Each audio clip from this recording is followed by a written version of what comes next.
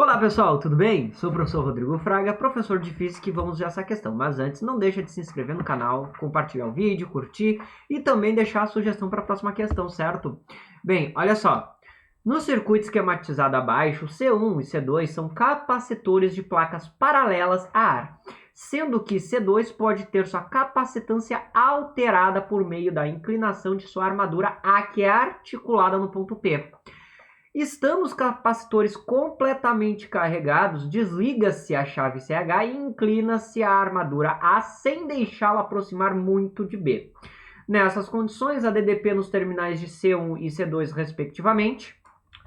Pois bem, pessoal, primeiramente, vamos começar pelo mais fácil, que é justamente o C1, ok? A capacitância, pode só trocar aqui pronto. A capacitância, certo, é igual à razão entre a quantidade de carga armazenada no capacitor divididos pela diferença de potencial aplicado sobre ele, ou a tensão sobre o capacitor, certo? Só que a capacitância, ela é uma propriedade que depende unicamente de fatores geométricos. Então aqui vai ser um valor constante, tá? E o que acontece? Se eu não alterar nenhuma característica deste capacitor que está carregado, eu vou manter a quantidade de carga sobre ele. Então, a tensão sobre este capacitor se mantém constante. Então, a gente pode dizer muito bem aqui que este valor é constante. Tá? E com isso, a gente já fica diretamente entre B e D. Né? Basta saber se C2 vai aumentar ou diminuir, que aí a análise já é um pouco mais complicada. Né? Então, numa próxima lauda aqui, veja só, o que acontece com o C2? A questão diz que ele é articulado no ponto P e que ele é levemente inclinado, tá? De forma que eu vou ter uma ponta que vai se aproximar da placa adjacente, né?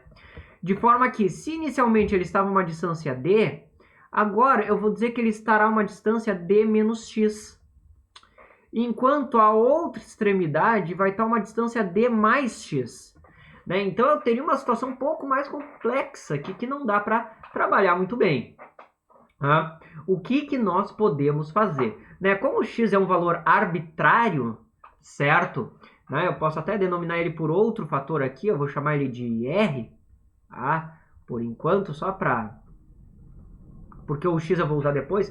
Nós podemos trocar essa situação da seguinte forma, né? Porque o interessante é analisar que essa diminuição e esse ganho vai ou não compensar, né? Que aí é o grande problema. Nós podemos separar em um par de capacitores que estão em paralelo entre si. Só que um deles tem uma placa mais afastada e a outra mais próxima, né? Ou seja, eu vou pegar este valor e simplesmente tomar como se fosse uma média. Né? Aqui tá, deixa eu pegar com uma outra cor, mais grossinho. Aqui eu vou tomar um capacitor nessa posição e aqui um capacitor nessa posição, certo? De forma que, daí com valores arbitrários, tá? Eu posso muito bem dizer que a distância esse aqui é D menos X e aqui D mais X, né? Daí... com o x sendo igual a r sobre 2 neste caso. Mas aí não vem ao caso a gente querer saber de r mais de x, porque é uma aproximação arbitrária, né? Então, para nos facilitar, certo? Então, vamos ter esses dois capacitores. Qual é a vantagem? Que a gente pode calcular a capacitância equivalente, né? Que eu vou chamar de C2 estrela, tá? Que aqui neste caso vai ser o quê? Que eu vou chamar C2A mais C2B. Quem é A, quem é B? A é esse primeiro, B é esse segundo, certo? Como temos capacitores de placas paralelas, a capacitância pode ser achada através da expressão ε0 sobre A divididos por D. D é a distância entre capacitores, A área dos capacitores, que é a mesma para os dois casos. Né? Só que, claro, como eu peguei esse capacitor e dividi em dois, vai ser metade da área para cada um. Então, o que eu vou ter para C2'? Eu vou ter o seguinte, ε0 A sobre 2, e esse sobre 2 surge do fato de que A foi cortado pela metade, porque metade daquele capacitor se transformou em 2 em paralelo. Divididos por D menos X, que seria o capacitor da esquerda, mais ε0A sobre 2D mais X, que podemos colocar o termo em evidência, ε0A sobre 2, e vamos ter o quê? 1 sobre D menos X, mais 1 sobre D mais X. Tá? Claro, a gente poderia utilizar essa expressão pensando em valores arbitrários, mas eu quero, né, como a ideia aqui não é só a resolução, mas também é explicar sobre, então eu vou fazer uma resolução geral, tá? Para qualquer valor. Mas claro, pode ser testado com valores. Bem, essa expressão aqui com frações, certo? Vai dar o seguinte resultado, né? Então, C2 estrela vai ser ε0A sobre 2, vezes, aqui podemos simplesmente aplicar o produto entre os denominadores, que é como um produto notável, vai ser D quadrado menos X quadrado. E em cima, vamos encontrar o valor de 2D. Isso aqui é um cálculo que dá para fazer, né? Como multiplica cruzado. A soma de fração. De forma que eu posso cortar 2 com 2. Certo? E o que nós temos aqui, né? ε0AD divididos por D quadrado menos X quadrado.